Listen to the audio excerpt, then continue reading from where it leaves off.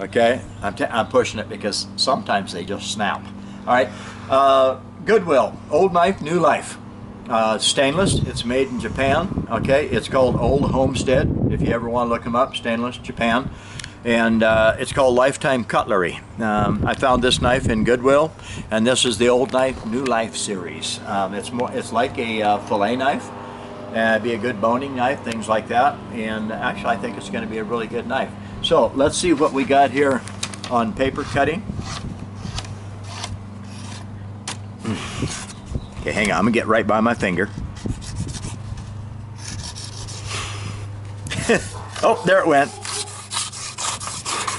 Okay, but you really got a saw on that thing. All right, old knife, new life. This time I'm just gonna use my sharpener. All right, this is the long handle, 2 corners, one left, one right.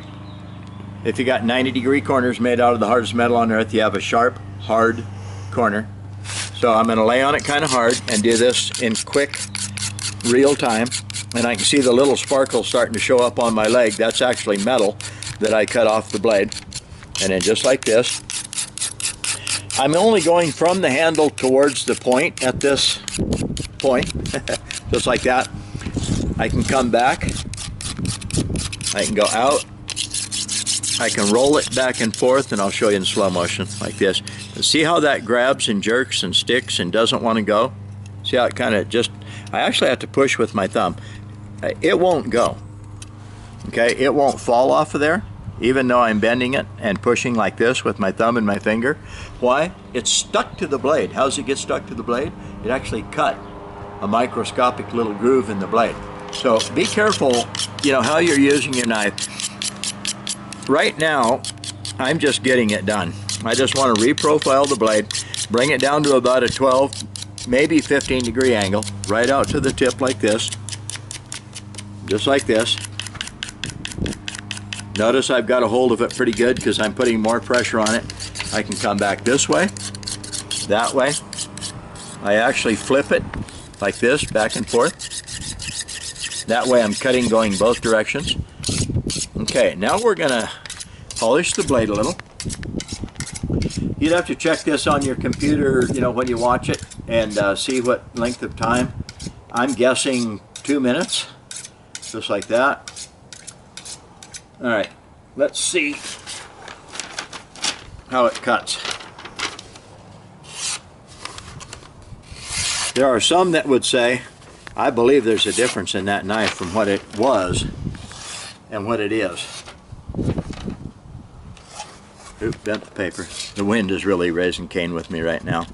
All right, get it back in there. There you go. So that's pretty sharp. Let's touch it one time again for just a little bit. I'll leave the paper there. So just like this, I'm putting very, very light pressure on it. I'm landing softly. Don't hit it like that. Land like a jetliner, just like this. You want to land the sharpener like you would want the jet to land if you were strapped to the struts on that jet. Just like this. Right on out towards the tip.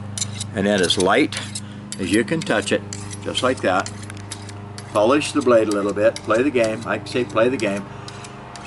If you really want a sharp knife, you've got to get that little wire edge off the blade that you put on it and created while you were sharpening. Plenty smooth. Let's see if we got a difference now. If I could just get the wind to quit. Oh yeah. See, it just gets sharper. If I mess with that knife for say a full 5 minutes and I just keep brushing lighter and lighter and lighter. See, when I actually practice this with the long handle, if it balances, let it tuck in against your hand. Take a hold of it gently with your ring finger and your middle finger.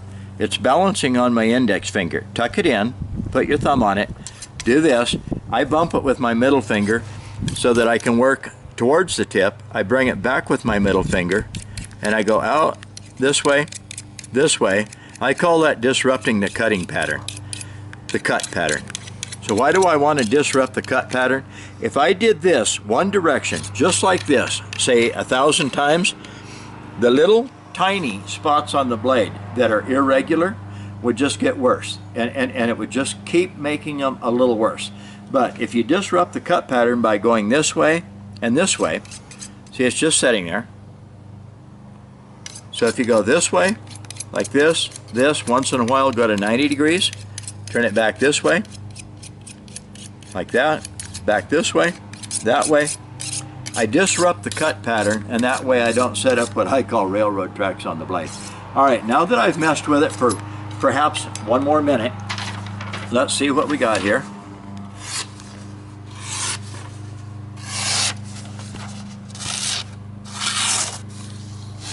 I'm going to have to work on the tip. Yeah, actually it bites pretty good, but I do have to work on the tip a little bit more. Characteristically, knives from about here on out are always pretty dull. Why? Two reasons. Number one, they use it a lot, but number two, more important, people are so lazy they won't sharpen out there. So from about here out, knives, generally speaking, are actually quite dull, and this one's going to need a little more work on it. So let's hurry. I'm going to bear down on it hard and actually cut the metal off the blade, just like this. Just like this. And you can see that on my leg anyway, you can see the pieces of metal coming off of that blade as if I have a big heavy file in my hand working on it. And yes, I do file blades. When I was young, that's all we had to sharpen with. So you buy a brand new single cut flat bastard file and sharpen with it, and yes, I can make knives incredibly sharp with just a file. If you know what you're doing, you can use almost anything. I even use like 600 grit on a paint stir stick, wrap it over it, pinch it up good and tight, maybe put some tape on it and use it. Whoop. Oh my gosh, what a difference right out there. This is Brad, sharpensbest.com. Old knife, new life. Go to Salvation Army, go to Goodwill, help them out, spend $2, buy a really nice knife, sharpen it yourself. Now you got a really good, nice knife at home for $2. Come on, folks. How much simpler does it get? Sharpener, $2 knife, sharpen many different things. This is the Old Knife, New Life series. Brad, sharpensbest.com. Take care, have a good day.